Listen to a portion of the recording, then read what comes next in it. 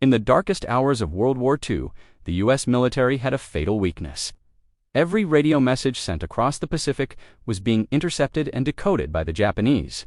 This meant ambushes, compromised battle plans, and American lives lost. The Marines needed an unbreakable code, something faster and more secure than anything they had. The solution came from a place no one expected: the Navajo Nation. In 1942, military recruiters traveled to Navajo lands with a strange question: can your language be used for war? The Navajo language was perfect. It was incredibly complex, unwritten, and tonal, spoken only by a small, isolated group. To an outsider, it was completely impenetrable.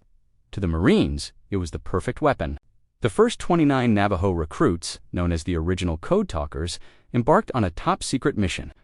They didn't just speak their native language, they built a secret military code within it. Everyday words were transformed into military terms. A tank became a turtle, or CHH Daigahi.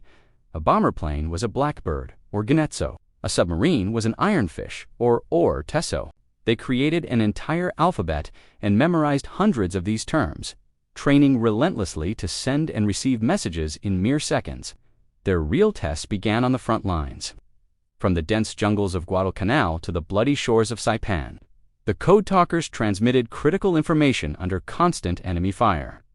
Their voices cut through the chaos of battle, the roar of artillery, the static of radios, the screams of the wounded, and through it all, not a single one of their messages was ever cracked by the enemy. Their most legendary moment came during the brutal battle for Iwo Jima. The fighting was some of the fiercest of the war, and communication lines were constantly being destroyed. In those critical first 48 hours, just 2 Navajo Code Talkers worked nonstop, sending over 800 messages without a single mistake. Their speed and accuracy were vital. Major Howard Connor, the signal officer for the 5th Marine Division, stated it plainly: were it not for the Navajos, the Marines would never have taken Iwo Jima. They were the difference between victory and defeat, between life and death. But when the war ended, their story was buried. The code was deemed so valuable that it remained classified for another 23 years, until 1968. The men who had been instrumental in winning the war returned home to their families in silence. Forbidden from sharing their heroic deeds, they couldn't tell their wives, their children, or their friends what they had done. Decades later, the truth finally came to light.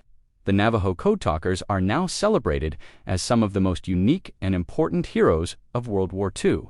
They didn't win the war with rifles or grenades, but with something far more powerful: their language. Their voices, once a closely guarded secret, became a symbol of courage and ingenuity. Their code was never broken, and their legacy will never be forgotten. Thanks for watching. If you found this story as inspiring as I did, please like this video and subscribe for more hidden histories. See you next time.